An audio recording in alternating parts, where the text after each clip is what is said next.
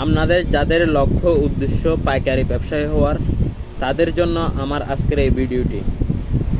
আপনার যদি লক্ষ্য উদ্দেশ্য যদি পাইকারি ব্যবসায়ী হবেন, আপনি একজন, সেই আশা যদি সেই লক্ষ্য যদি আপনার থাকে, তাহলে আজকের এই ভিডিওটা শুধু আপনার জন্য।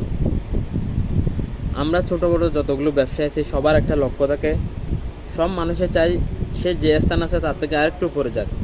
যার 1 লক্ষ টাকা আছে সে চায় 2 লক্ষ টাকা ইনকাম করুক, যার 2 লক্ষ টাকা আছে সে চায় 3 লক্ষ 4 লক্ষ টাকা ইনকাম করুক। এভাবে মানুষের চাহিদা সীমাহীন।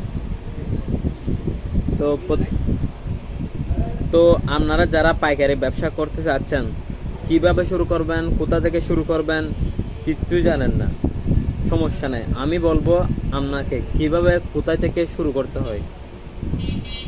আপনি যদি একদম নতুন হয়ে থাকেন তাহলে অবশ্যই মাথায় রাখবেন, পাইকারি ব্যবসায় লাভ খুব সীমিত, কিন্তু সেল অতিরিক্ত। পাইকারি ব্যবসায় পয়সা থেকে শুরু করে কয়েক টাকা লাভ করা হয়, এখানে শত হাজার এরকম লাভ করা হয় না। অল্প কয়েক টাকা লাভে পাইকারি ব্যবসায়ীরা পণ্য সেল করে থাকে। পাইকারি ব্যবসায় পণ্য সেল করে এমনভাবে তারা নিজেরা ম্যানুফ্যাকচারিং করে, মানে সব কিছু তারা নিজেরাই করে, তারপর সেটা খুব কম দামে সীমিত লাভে তারা সেটা সেল করে থাকে। যেমন আমি যেহেতু কাপড়ের ব্যবসা করি, সেহেতু আপনাকে কাপড়ের একটা ধারণা দিয়ে দিই, তাহলে আপনি অবশ্যই জানবেন, বিষয়টা সম্পূর্ণ বুঝতে পারবেন।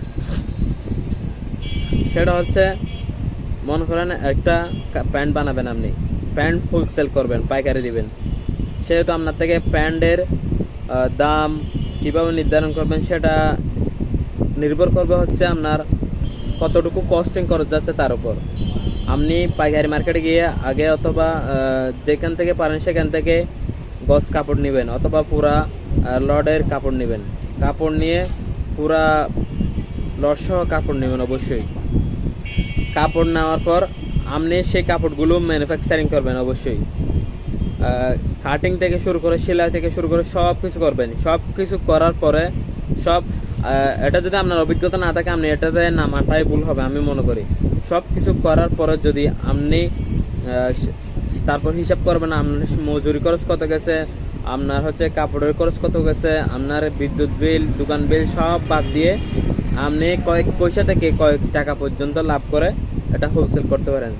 সেহেতু ইনশাআল্লাহ আশা করি, যেহেতু আপনি নিজেই ম্যানুফ্যাকচারিং করবেন, নিজেই তৈরি করবেন, সেহেতু আপনার খরচ কম হবে। সেহেতু আপনি পাইকারি হোলসেল দিয়েও অনেকটা লাভবান হবেন আশা করি।